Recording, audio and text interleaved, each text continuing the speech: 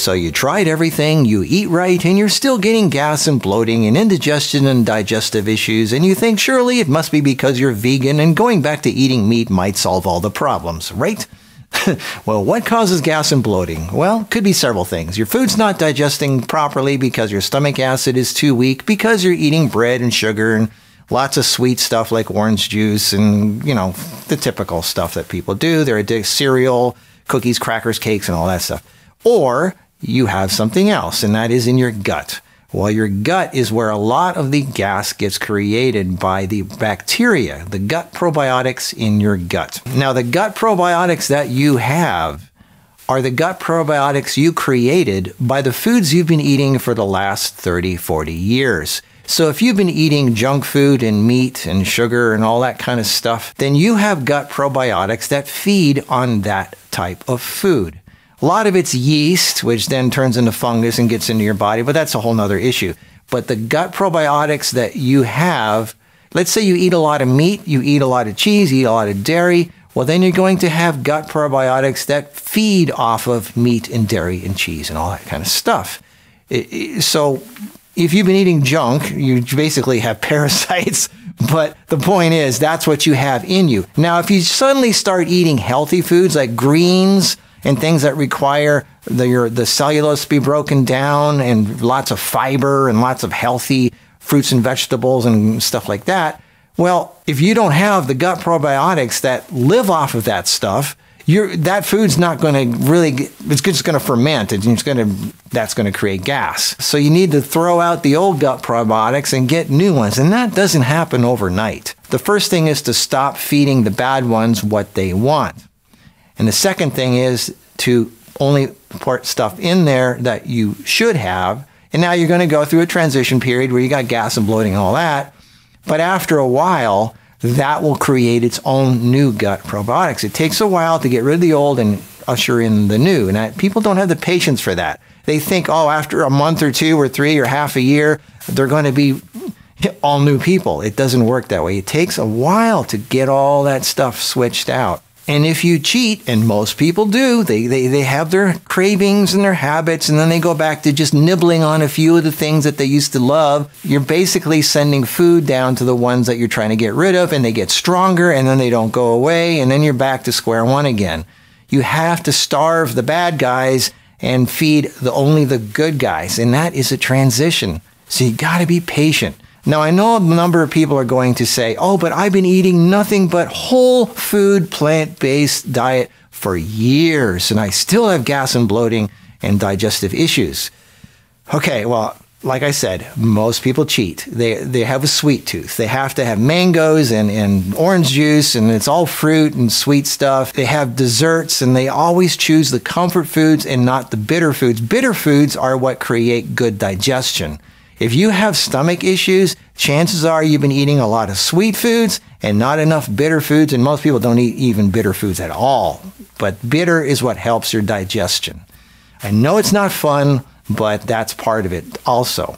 But anyway, let's say you have been eating, let's say there's a few of you that have been eating nothing but whole food, plant-based, even bitter foods, to a certain degree. You've no cookies, crackers, cakes, pies, no fruit juices, no heavy sugary stuff, no refined foods, no bad oils, all this. Let's say you've been doing everything right and you still got gas and bloating and indigestion. Then I ask you one question. When was the last time you had antibiotics? Did you, by any chance, have an infection or something where you had to go get antibiotics? Did you have tooth work done? Did you have to go to the doctor for some reason? And most people have at some point within the last few years. Well, when you take antibiotics, they kill probiotics. And that stuff can stay in you for years. And some people, if you kill off too many of the good probiotics, sometimes you might never get them back. And if you do, it takes a serious commitment. Some people don't get the good probiotics back for 5 years or 10 years because of their weaknesses and their little cheat things. But antibiotics kill probiotics. And the main food source for probiotics is fiber.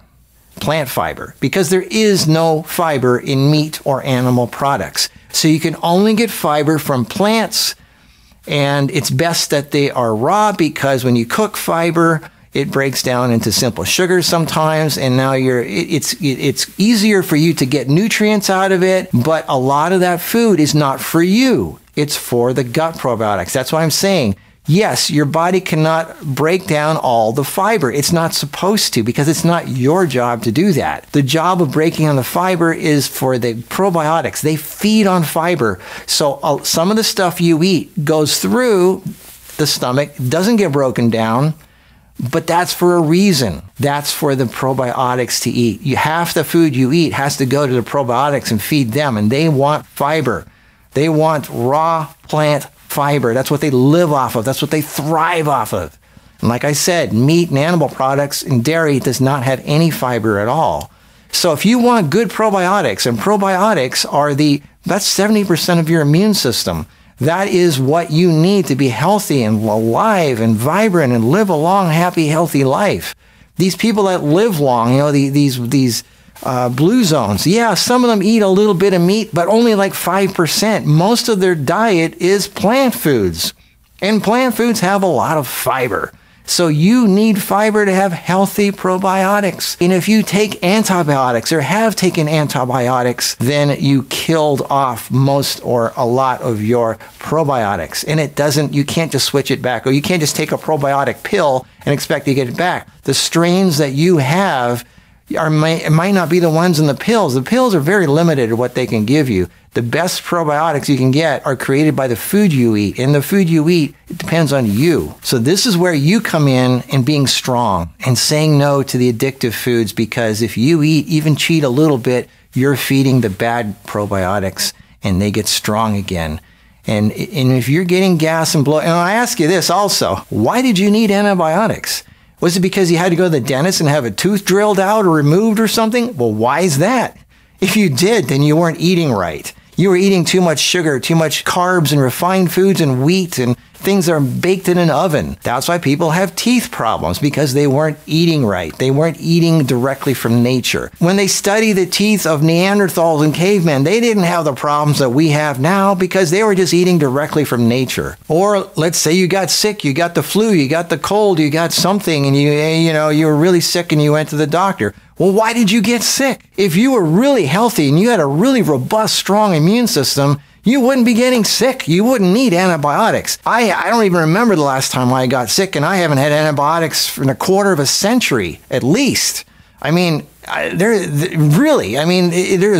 rarely does anybody ever need antibiotics if they are doing the right things, if you're living the way nature intended. And I know there's going to be a bunch of excuses, but the point is, overall, in general, most people should not have any reason to have antibiotics for 20, 30, 40 years. I mean, seriously, it's very rare that you need that if you have a strong immune system. The only way you're going to have a strong immune system is to have the right probiotics. The only way you're going to have the right probiotics is eating the right food, and that is plant food from nature. And I don't mean the vegan junk food that people call vegan. That's why vegans are so unhealthy. The fake cheese, the fake meat, the bread, the cheese, all the refined, processed, cooked to death crap that they call vegan food is not food. That's not healthy. You're not going to get good probiotics from that.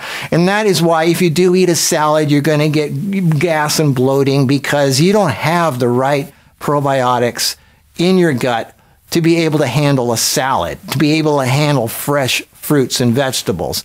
That's why you need to stop the crap and start eating the foods that you are supposed to eat, that you find in nature. It takes time. Now, you can speed the process along by eating fermented and cultured foods like sauerkraut. Make your own coconut yogurt or whatever it is. Don't do kombucha or stuff like that you buy in a bottle, because that's got too much sugar in it.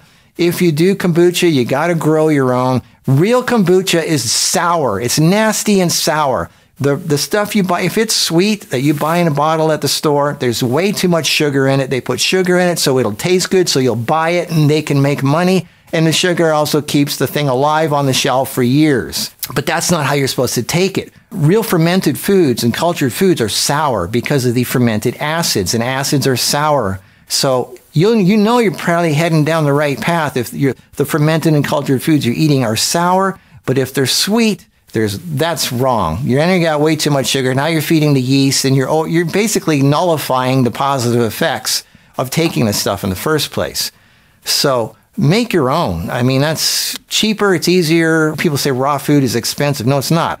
I made videos about how you can go outside and pick the wild plants in your area. They're free. A lot of those weeds are better for you than the crap you buy in the store. Anyway, so there it is. Keep that in mind. If you have gas, bloating, indigestion, and digestive issues, think about what you're eating and what you have been eating for the last 40 years, because that's the kind of probiotics you have in you. And secondly, have you had antibiotics in the last 5 or 10 years? Because if you did, your body's really struggling to regrow the proper probiotics. And whatever probiotics you are regrowing depends on the food that you have been eating for the last 10 years. Suddenly switching over and eating to a raw plant food diet with eating salads and whatever, and then you get gas, that's why. Because you just don't have the right probiotics for it. That takes time. It's an investment. And like any investments to pay off, you got to give it time. So invest properly, do the right thing to keep going without cheating, and watch what happens as your investment starts paying off down the road. So sorry for these lectures on food and doing the right. I mean, I'm telling people to do what they don't want to do, and that's what they don't. It's frustrating because I want to talk about good, happy stuff, and but what people need to hear is different than what they want to hear, and I have to a lot of times to be the guy to say, sorry, folks, this is what you got to do. All right, so. Don't think just going back to eating meat's going to answer all your problems. It won't. There's no fiber in meat. Just remember, the main food source for your gut probiotics is fiber. And only plants can give you fiber. Okay.